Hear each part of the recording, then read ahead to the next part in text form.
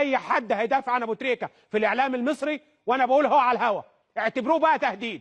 اي حد هيدافع عن ابو تريكه في اعلام الوطني الاعلام المصري، انا اللي هكون بتصدى لهذا الامر، سواء تلفزيونات او مواقع او جرايد.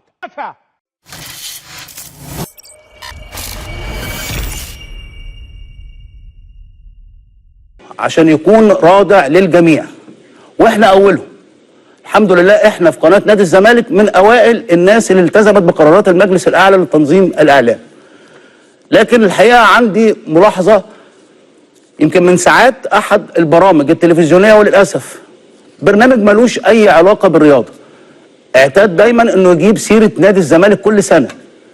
الحقيقه عايز اظبط كمان كلامي شويه، وهقول بيتكلم عن نادي الزمالك بطريقه مش كويسه. ليه اولا برنامج يجيب لعيب سابق في فريق، سواء في الاهلي او في الزمالك او في المقاولين او في بيراميدز، ويجيب اللعيب ده ويخليه يتكلم بشكل وحش عن ناديه بدل ما يتكلم عن النادي الحالي بتاعه؟ معرفش، ده طبعا حقه. برنامج الحقيقه يعني بالنسبه لي انا وبصفه شخصيه هو برنامج ممل وبقى مكرر كل سنه، لكن ده مش موضوعنا خالص. كلامنا هنا ليه بتجيب سيره نادي الزمالك؟ ليه تجيب سيره نادي الزمالك في يا جدع انت، هو جاب سيره لا سمح الله المدام عندك ولا البنات، ولا جاب سيره الست الوالده؟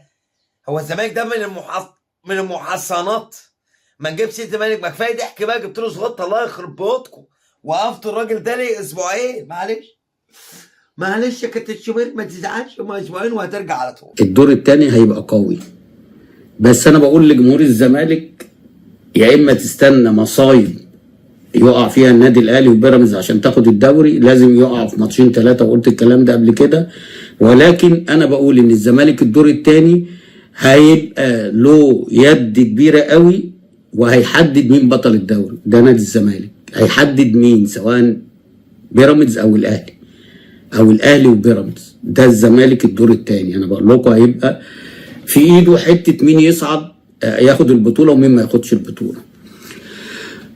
اللايف او الفيديو اللي فات انا اتكلمت على وليد صلاح، ودي كانت اول مره، لان انا كنت مستغرب جدا. وليد صلاح حبيبي، وليد صلاح الدين لاعب النادي الاهلي الموهبه الفذه، ان انا كنت اول مره الاقيه متنرفز وخارج عن شعوره، ودي اول مره كنت اشوفها في وليد. يعني وهو لعيب كوره عمره ما كان بيتنرفز، يتضرب ما يتضربش، ياخد ضربه جزاء ما ياخدش، ما كانش بيتنرفز ولا.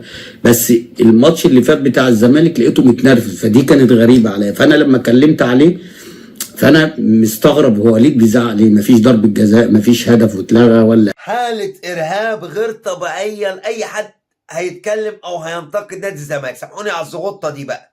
شوبير هيتكلم هيتوقف، وليد صلاح الدين هيتكلم، هنطلع رضا عبد العال يعض في كرشه وبتاع. اهم حاجه ان ما حدش ينخرب ورانا، يتحسب لنا بقى ضربات جزاء، يتحسب لناش ضربات جزاء، محدش يدعوه. احنا نكسب بالاحتواء ومن غيره بنقول وقواء.